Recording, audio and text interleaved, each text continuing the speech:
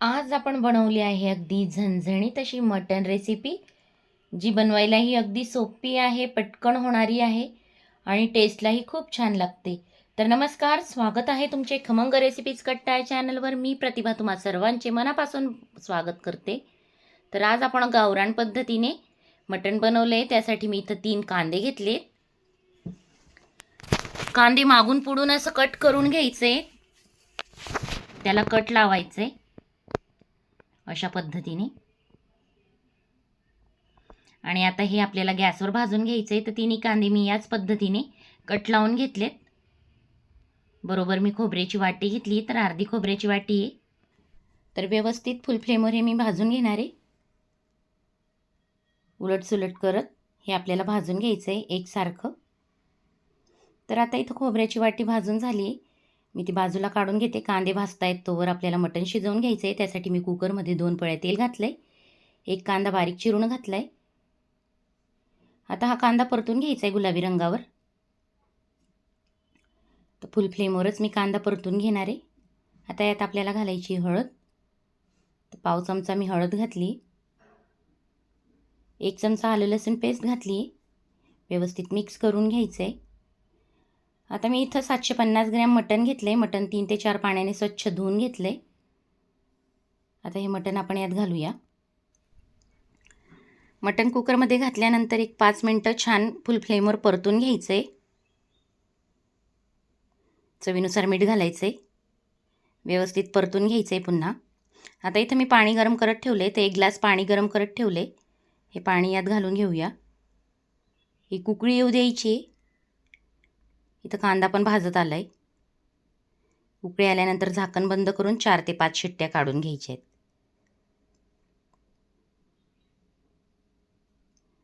शिट्ट्या झाल्या आहेत. मी गॅस बंद केला आहे. इथं खोबरं चिरून घेतलं आहे. अशा प्रकारे पहिलं मी खोबरं मिक्सरच्या भांड्यातून फिरवून घेतलं आहे, पाणी न घालता. कांद्याची पण वरची साल आपल्याला काढून घ्यायची आहे आणि यातच आपल्याला कांदा घालायचा आहे. अशा पद्धतीने कांदासुद्धा आपल्याला वाटून घ्यायचा आहे. इथं कुकरची वाफ गेली की आपण कुकर उघडून घेऊया. शिजलं का बघूया. तर मटण छान शिजलं आहे. आता फोडणी देण्यासाठी मी इथे एक कढईत 4 पळ्या तेल घातलं आहे. वाटलेला जो मसाला होता तो यात घालून घेऊया. फुल फ्लेमवर छान मिक्स करून घेऊया. एक 5 मिनटं व्यवस्थित ह्याला परतून घ्यायचं आहे. तसा कांदा आपला भाजलेलाच आहे. आता इथं मध्ये बघा मी थोडी जागा केली आहे. थोडं तेल घालते. खडे मसाले घालायचे आहेत आपल्याला यात.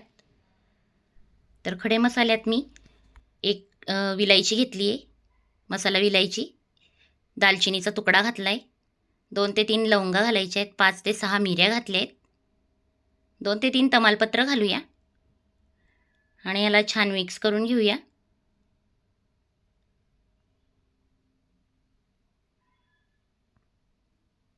हे फुल फ्लेमवरच मी एकसारखं परतून घेते. जेवढा मसाला छान परतून होतो तेवढे भाजीला टेस्ट येते. आता यात काही सुके मसाले घालायचे आहेत आपल्याला. त्यासाठी मी इथं कांदा लसूण मसाला घेतला आहे अर्धा चमचा जिरा पावडर, 1 चमचा धना पावडर, पाव चमचा हळद, 1.5 चमचा मिरची पावडर आणि 1 मोठा चमचा गरम मसाला घेतला आहे. हे सगळे मसाले यात घालून आता व्यवस्थित फुल फ्लेमवरच परतून घ्यायचं आहे.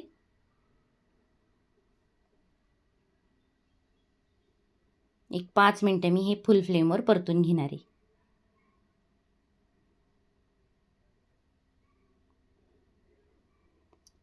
छान परतून झाल्यानंतर आता आपण ही भाजी शिजलेली यात घालून घेऊया. तर मी सूप घालून घेतलं आहे. आता पीससुद्धा घालून घेणार आहे आणि याला छान उकळी येऊ द्यायची आहे. कन्सिस्टन्सी ॲडजस्ट करत मी यात पाणी घातलं आहे. चवीनुसार मीठ घालायचं आहे आणि मंद आचेवर ह्याला छान उकळी काढून घ्यायची. तर लो फ्लेमवरच मी याची उकळी काढून घेणार आहे. भाज्यांना लो फ्लेमवरच उकळी काढली तर तर्री छान येते. तर 5 मिनटं फुल फ्लेमवर ठेवून याला 10 ते 12 मिनटं लो फ्लेमवर छान उकळी काढून घ्यायची आहे. वरून घालायची आपल्याला बारीक चिरलेली कोथिंबीर. तर तुम्ही इथं बघू शकता आपली तर्री यायला सुरुवात झाली आहे. मस्त उकळी आली आहे. आता मी गॅसची फ्लेम ऑफ करते आणि तुम्ही बघू शकता इथं झणझणीत गावरान मटण रेसिपी आपली तयार आहे. आता तुम्ही जर म्हणाल गावरान पद्धतीने मटण केलं आहे आणि रश्श्याची कन्सिस्टन्सी, हो, तर रश्श्याची कन्सिस्टन्सी अगदी मस्त दिसते आहे आणि टेस्टलाही खूप छान लागते आहे. थोडी थिक ठेवली आहे मी. गावरान पद्धतीत थोडा रस्सा पातळ असतो. तर या पद्धतीने सुद्धा तुम्ही ट्राय करून बघा. रेसिपी अतिशय चविष्ट होते आणि अगदी तुम्ही या पद्धतीने केली भाजी तर पुन्हा याच पद्धतीने बनवाल ही माझी खात्री आहे.